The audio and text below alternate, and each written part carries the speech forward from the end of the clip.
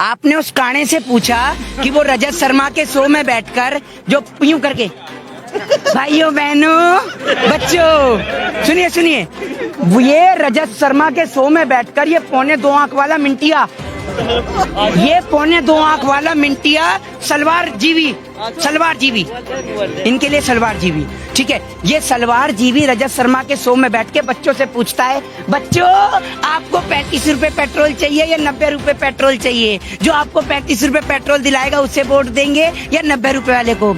अबे काने, तू पतंजलि में पेट्रोल भी बनाने लग गया क्या? भाई वाह, सुनो एक बोरी, अरे आप कह रहे हैं 2000 रुपए में एक बोरी खाद आ जाती है। इन्होंने क्या हेमा मालिनी की तरह अपने घर की छत पे गन्ना उगा रखा है क्या कि एक बोरी खाद में काम चल जाएगा? आप गए थे मुंबई, आप गन्ना खा का है क्या? भाई आप तो क्या है, जब देश के सारे पत्रकार कह रहे हैं, देश की मीडिया के जो बिकाऊ पत्रकार हैं वो कह रहे हैं, देश के नेता कह रहे हैं कि ये खालिस्तानी है, पाकिस्तानी है, आतंकवादी हैं, तो भैया सारे तो जो किसान हैं वो तो पहुंच गए हैं। आपने देखा संसद के अंदर हेमा मालिनी पहले फ्लोर पे गन्ना उगा रही हैं, दूसरे पे मक्का और तीसरे पे ज्वार, तो उनके लिए तो 2000 बहुत है। एक कट्टा खाद में तीनों जगह डल जाती है उनकी खाद।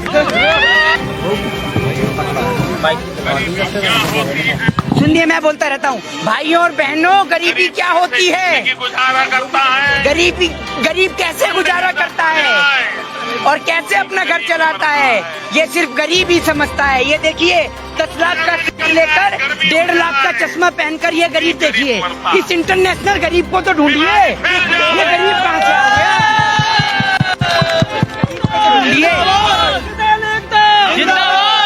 इस भाइयों बहनों वाले इंटरनेशनल गरीब को तो देखिए कैसा ड्रामा करता है। लेकिन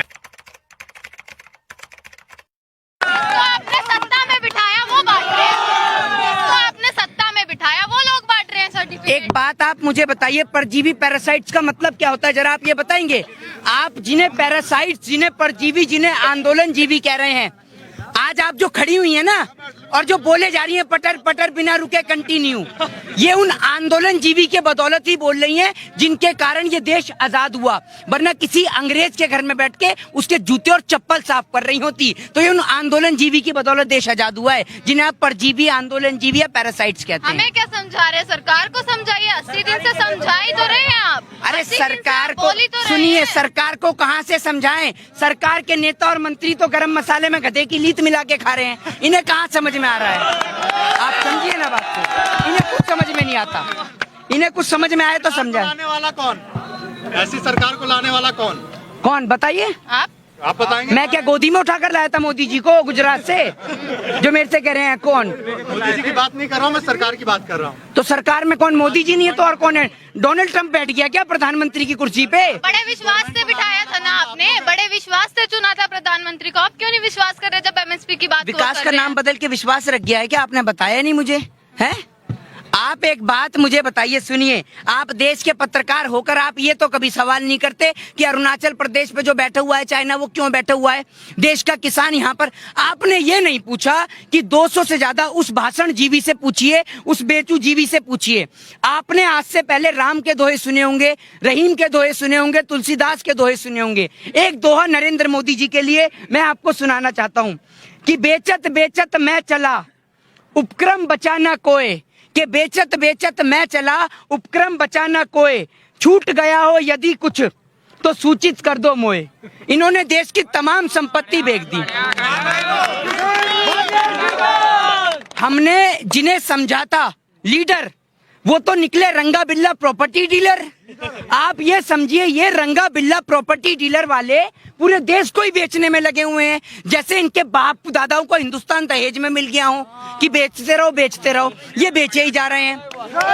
आप ये देखिए, प्रधानमंत्री नरेंद्र मोदी जी इतनी नौटंकी करते हैं कि अगर इनका शो एक तरफ और comedy night with Kapil Sharma का शो एक तरफ, अगर इनका शो स्टार्ट हो जाए ना संडे मंडे को, तो लोग कपिल शर्मा का शो देखना बंद कर दें, इन्हीं का शो देखें। इन्हों की टीम में एक से बढ़कर एक कलाकार हैं। एक कलाकार इनका उत्तर प्रदेश वाला है, तो एक कलाकार इनका ऐसा है कि वो बहुत ही तगड़ा कलाकार है, नाम बदलने वाला कलाकार। देश के तो नंबर 1 नेता है, नंबर 1 नेता में आते हैं वो। अच्छा, तो आप भी अपना नाम बदलवा के आइए ना, आप यहाँ क्यों खड़ी हैं? आप जाइए एक बार मिल के आइए उनसे। उनका तो बस नहीं चलता। उनसे कभी मत प्रश्न कर लेना कि योगी जी विकास नजर नहीं आ रहा उत्तर प्रदेश में। वो इतना तेज आदमी है कि सारे उत्तर प्रदेश के लोगों का नाम विकास ही धर देगा। तो आप जिससे पूछो कि हाँ विकास रास नहीं आ रहा इन किसानों को हाथ में आपके विकास देखने के चक्कर में मोहल्ले में क्षेत्र में इतने सारे विकास पैदा हो गए, लेकिन आपका विकास आज तक नहीं मिला। कहाँ है आपका विकास? आपका काम सिर्फ ये है देश के किसानों को प्रताड़ित करना, उनको शोषित करना, देश के किसानों को परेशान करना और लाखों करोड़ों रुपया बहा देना सिर्फ नाम बदलने में। ये आदमी सिर्फ नाम बदलने में बहा देता है। जितना नाम बदलने में इसने लाखों करोड़ों रुपया बहाया है, इतने में तो नई संपत्ति बन जाती, सरकारी संपत्ति। लेकिन ये नाम बदलने में विश्वास रखता है। क्या परेशानी है अगर उन्होंने अपना नाम बदल लिया है तो आपको क्या परेशानी है इस चीज में? नेतागिरी तो अच्छी करते हैं ना, वो तो देख लीजिए। तो आप अपना नाम बदलती क्यों नहीं है? आपका नाम, अरे सुनिए, क्या परेशानी है उनके नाम बदलने तो से? आपका भी तो नाम बदल गया है। हैं, पत्रकारों से होकर दलालगिरी भी तो रख गया है आपका नाम है। आप भी तो दलाली कर रहे हैं, तो आपका भी तो नाम बदला है। आप अपना नाम तो नहीं बताती कि आपका नया नाम रख दिया। जब योगी जी नाम बदल सकते हैं तो देश की जनता भी तो नाम बदल सकती है। तो देश की जनता ने पत्रकारों का नाम दलालगिरी रख दिया, तो इसमें आपको क्या आपत्ति है? ये बताइए ना, कोई आपत्ति है आपको इससे? कौन से पत्रकारों को क्यों कह रहे हैं आपत्ति है? आप? कौन से पत्रकार हो? यहाँ जितने भी पत्रकार मौजूद है वो किसानों के समर्थन वाले पत्रकार हैं। तो आप फिर, भी आपको परेशानी तो है? आप किसान, भी आपको परेशानी, आपको चाहिए क्या फिर? परेशानी को क्या, मैंने इनको क्या कह दिया भैया? ऐसे जो परेशानी हो गई, आपने कहा कि अच्छा काम कर रहे हैं, जब आप सरकार की वकालत करेंगी तो प्रश्न का जवाब भी तो देना पड़ेगा। मतलब नहीं, आप एक बात मुझे बताइए, आप प्रश्न कर रहे हैं ठीक है, और मैं कह दूं जी योगी जी ठीक कर रहे हैं तो आप शांत हो गई। तो आप सुनिए, अरे सुनिए, मैं मोहित जी सुन रहे हैं, मोहित जी आप ही की सुन रहे हैं पिछले 6 महीने से, लेकिन आपकी सुनने का कोई फायदा नहीं है। आपकी और एक वो 24 घंटे आ जाता था, पूछता है भारत, पूछता है भारत, पूछता है भारत। अरे जय किसान, आपने ही देखकर नंबर 1 चैनल बनाया है, टीआरपी बढ़ा दी देख कर आपने। मेरे घर के अंदर आप एक बात मुझे बताइए ना, मेरे घर में, अरे आप फिर वही बात, सुनिए, यही गड़बड़ है देश के पत्रकारों की, यही गड़बड़ है। आधी अधूरी जानकारी हर चीज के लिए हानिकारक होती है। आपने टीआरपी स्कैम घोटाला नहीं सुना था क्या? तो आप कह रही हैं, आप तो ऐसे कह रही हैं जैसे मेरे घर में सर्टिफिकेट छप रहे थे, मैंने अर्नब गोस्वामी को पकड़ाया, इधर आ रहे ले सर्टिफिकेट पकड़। कोई एक्शन होता तो आगे की परीक्षा। आप एक बात मुझे बताइए, आप देश के किसान को जो देश की सरकार खालिस्तानी, पाकिस्तानी और आतंकवादी कह रही है, आप में से एक भाई, एक पत्रकार जरा आगे आइए अपना कैमरा छोड़कर, आज मैं आपको समाधानी करा दूं आपकी सारी मंशा का। एक आइए, अरे आइए ना, अरे आपके साथ देखिए सुनिए, आप लोगों का सहयोग और साथ है, लेकिन आप लोगों के सहयोग और साथ के जरिए उन देश के तमाम लोगों को मैसेज और संदेश देना हमारा कार्य है, जो देश के किसान को खालिस्तानी, पाकिस्तानी और आतंकवादी कहने। एक मेरा भाई आप आइए, आज देखिए, क्योंकि ये पूरे देश के अंदर ये मैसेज दिखाना बहुत जरूरी है। आप माइक पकड़िए 1 मिनट आराम से। मेरे भाई आप इधर आइए, पीछे देश का किसान ही खड़े हुए। भाई सुनो, इसकी तलाशी करो आप, इसकी तलाशी करो आप। इसे आतंकवादी, खालिस्तानी, पाकिस्तानी बता रहे हो ना, तो आज आप ये मैसेज देखो। अरे 1 मिनट रुकिए, आप रुकिए, तो आप इसकी तलाशी लो, उसके पास कौन सा हथियार है? कुछ नहीं है हथियार। अरे तो चेक तो करो, ऐसे कैसे कोई हथियार नहीं है, मुझे पता है। नहीं पता नहीं है, आप मुझे पता है इसके पास कोई हथियार नहीं है। मैसेज जाना चाहिए ना। आप जिन्हें खालिस्तानी, पाकिस्तानी, आतंकवादी कहते हैं, वो किसान हैं, और किसान कौन के है? पास 1 मिनट, कहता कौन है? देश की सरकार, देश की सरकार को लाया कौन? यही लाया है, जो आज इसको खालिस्तानी बोलते हैं ना, ये किसान यही लाया है। सोचा था। सुनिए, लाया कौन? यही लाया। एक बार अगर आप चेक कर आप लेंगे। कौन ऐसा आदमी है जिसको आप छोड़ रहे हैं? आप किसको छोड़ रहे हैं? एक मिनट ये एक मिनट जाओ। पत्रकार कभी किसी पर इल्जाम नहीं लगाता। भाई पत्रकार को नहीं कह रहा, आप लोगों के आप माध्यम ये बता से दीजिए अरे एक किसको मिनट टारगेट नहीं करते? आप ही की बता दो। पत्रकार को टारगेट, आप ही बोलिए। सरकार को टारगेट आप एक बार इन्हें बनाया चेक तो किसने? करिए, चेक तो अर्नब करिए। गोस्वामी को टारगेट उसका चैनल देखता कौन है? कौन यही देखता देखते हैं, हम में से है? कौन देखता है? देश का देखता किसान नहीं कौन है देखता। उसको? सुनिए अब मेरी बात, अरे अब आप मेरी बात सुनिए। आप देखने पहले वाला से भी चेक वही। करिए, आप इसे एक बार चेक तो करिए, आपके माध्यम से मैसेज जाएगा। आप इसको ऐसे ही चेक करिए ना, जो इसके पास जिस क्या पे ये हथियार है? भरोसा इसकी करते जैकेट भी हैं, वही देखिए। अगर उसको आज खालिस्तानी भाई बोल रहा मेरे, है, तो गलती किसकी है? सुनिए, इनके भरोसा क्यों? मिलेगा तो बता देंगे। सुनिए। पूछते हैं, चलिए आपकी खूबियां तो बता दीजिए। हाँ, खूबियां नहीं, अरे सुनिए, खूबियां नहीं, इस भाषणबाजी की ऐसी ये नौटंकी और ड्रामेबाजी करता था जिसके अंदर पूरा देश आ गया। अब सुनिए क्या कहते हैं प्रधानमंत्री नरेंद्र मोदी जी। सारे भाई शांत रहेंगे तो सबको सुनाई देगा।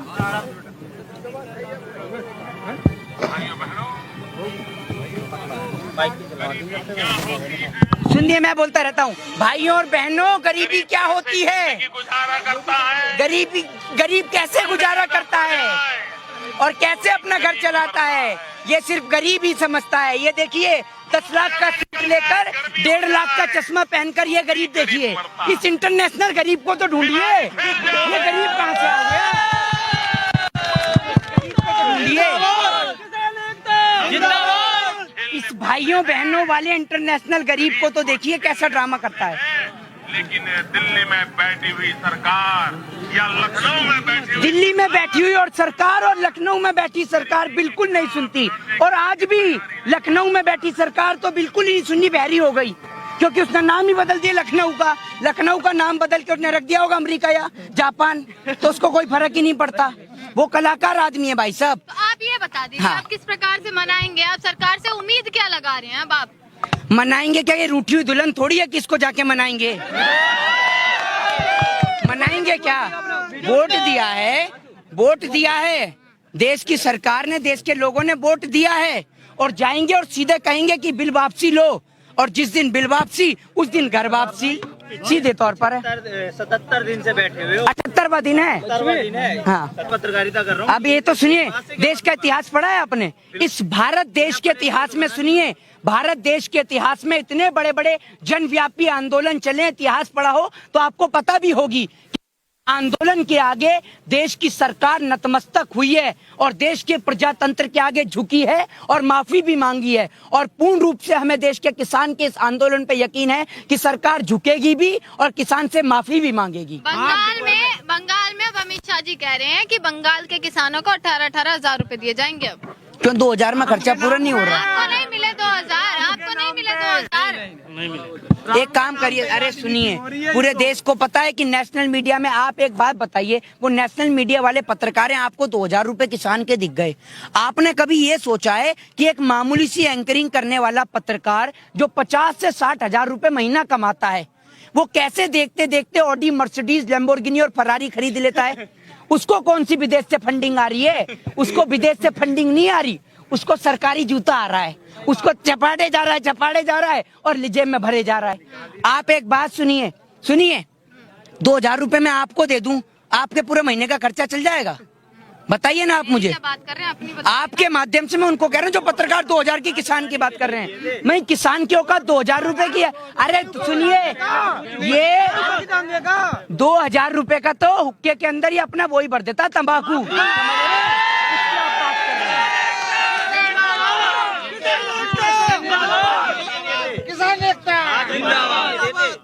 खाद पानी के लिए दिए थे, ना कि आपको तंबाकू भरने के लिए। खाद पानी में 2000 रुपए में खाद आ जाती है?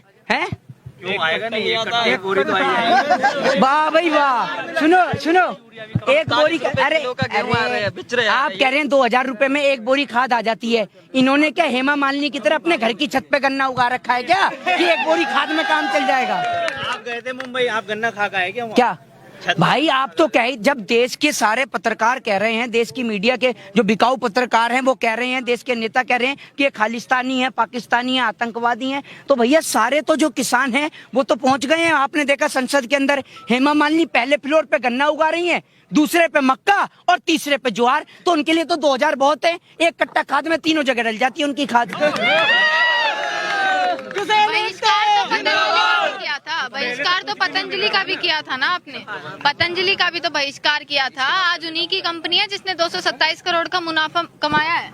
आपने उस काणे से पूछा कि वो रजत शर्मा के शो में बैठकर जो यूं करके, भाइयों बहनों बच्चों सुनिए, ये रजत शर्मा के शो में बैठकर ये 2.25 आंख वाला मिंटिया, ये 2.25 आंख वाला मिंटिया सलवार जीवी इनके लिए सलवार जीवी, ठीक है। ये सलवार जीवी रजत शर्मा के शो में बैठ के बच्चों से पूछता है, बच्चों आपको 35 रुपए पेट्रोल चाहिए या 90 रुपए पेट्रोल चाहिए? जो आपको 35 रुपए पेट्रोल दिलाएगा उसे वोट देंगे या 90 रुपए वाले को?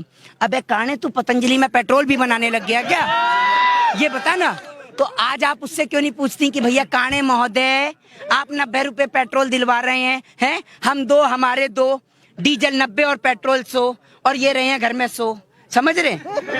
तो इनको भी तो पूछिए आप। आगे क्या प्रयास करने वाले हैं? किस प्रकार से अब आंदोलन को देख रहे हैं आगे की तरफ? देखिए, देश का किसान का आंदोलन लगातार चल रहा है और देश का किसान अपनी मांग पे अडिग है।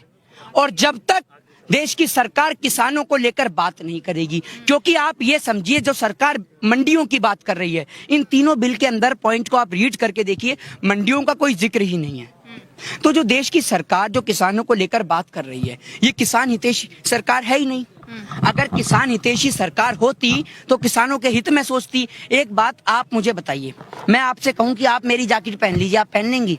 आप मना करिए, मैं नहीं पहननी, मैं नहीं पहननी, मैं आपको जबरदस्ती कह रहा हूँ पहन ले पहन ले पहन ले, तो मैं क्यों कह रहा हूँ? जब आपका मन ही नहीं है पहनने का तो आप नहीं पहनेंगी। तो आप देश, फायदा होगा, हाँ तभी तो पहना। बिल्कुल, फायदा तो बिल में भी बिल्कुल फायदा बिल में नहीं है, फायदा बिल में नहीं है। मैं आपको जैकेट इसलिए पहना रहा हूँ कि वो सामने वाला बंदा कह रहा है कि तू पत्रकार से शर्त लगा ले मुझसे कि ये पत्रकार तेरी जैकेट नहीं पहनेगा, तो मैंने उससे जो 2000 रुपए की शर्त लगा रखी है, उसके कारण मैं आपको जैकेट पहना रहा हूँ। तो जो आप समझ लीजिए, इन्होंने नेताओं ने जो टोपी पहना रखी है ना, जो करोड़ों रुपए की टोपी पहन रखी है इन्होंने, वो टोपी किसान के सर पर ढकना चाह रहे हैं। अच्छा, एक आखिरी सवाल, आप 26 जनवरी को ट्रैक्टर परेड करते हैं, आपकी फेल होती है। जी। दूसरी बात, चक्का जाम करते हैं, वो आपका फेल होता है। अब आप बोल रहे हैं कि हम 12 तारीख को जो है टोल फ्री करेंगे राजस्थान में।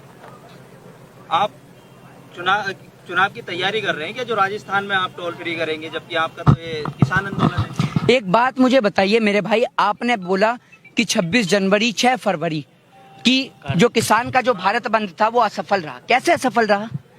ये भारतीय जनता पार्टी के कार्यकर्ता नहीं है, आप इस बात को समझिए। ये हमारे देश का किसान है जो अपनी भारत माँ से प्रेम करता है। इनकी नजर में तो भारत बंद जब सफल होता है जब तक सरकारी संपत्तियों को तोड़ा ना जाए, जब तक कूद फान ना हो, जब तक एक आध दो के हाथ पैर ना टूट जाए, ये तो तब भारत बंद सफल करते हैं। ये देश का किसान है, ये शांतिपूर्वक ढंग से कानून और संविधान के दायरे में रहकर, जिस तरीके से आपने देखा 6 फरवरी को एम्बुलेंस भी आराम से गई और आई, और जो जरूरत का सामान था उसे भी आराम से आने दिया गया और जाने दिया गया, क्योंकि किसान की लड़ाई देश की सरकार की नीतियों से है, ना कि देश की आम जनता से है। ये बात आपको समझनी होगी। जय हिंद, जय भारत, वंदे मातरम।